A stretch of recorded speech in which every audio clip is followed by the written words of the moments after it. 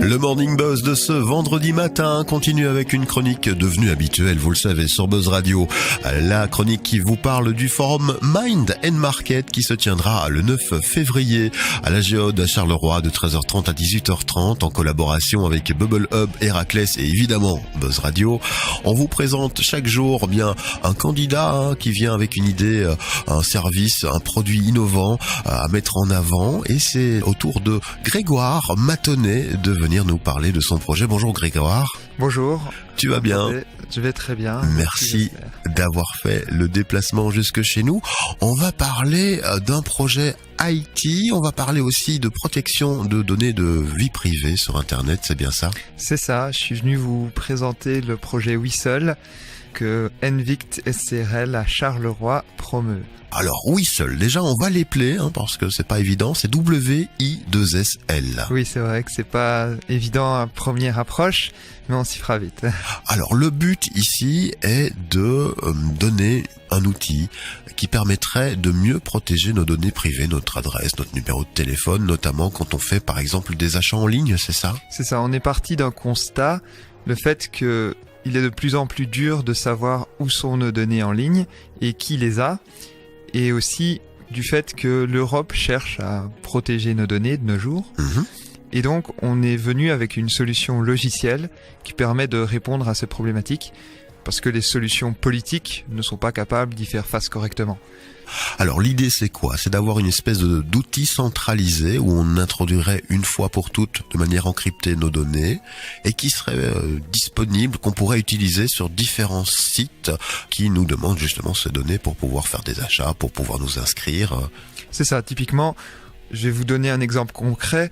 On est encore très loin d'avoir des partenariats avec Amazon par exemple, mais si on en avait un, vous pourriez vous connecter à Amazon via le Whistle et donc le moment où Amazon aurait besoin de votre adresse pour finaliser votre transaction, Amazon vous demanderait votre adresse seulement pour la durée pendant laquelle elle en a besoin et dès la fin de votre transaction, elle oublierait votre adresse. C'est ça. Donc à tout moment, vous savez qui a vos données et vous pouvez révoquer les accès. Voilà, on peut révoquer les accès. En gros, on le sait, quand on est habitué à faire des transactions sur Internet, on doit s'inscrire, on doit donner des données privées qui sont actuellement stockées chez les différents services auxquels on a fait appel. Et c'est très difficile de nos jours d'avoir ces données, si on le désire, effacées ou même parfois modifiées. Et pire que ça, elles sont vendues, vos données. Avec un système tel que le nôtre, on garantit que les tierces parties ne peuvent pas vendre vos données vu qu'elles n'y ont pas accès. Nous-mêmes n'y avons pas accès d'ailleurs. Seuls vous et vos mandataires avez accès à vos données. Voilà, c'est un système vraiment bien protégé à ce niveau-là. Système et services proposés gratuitement à l'utilisateur final. C'est ça, cela restera toujours gratuit pour l'utilisateur final. On est dans une politique éthique.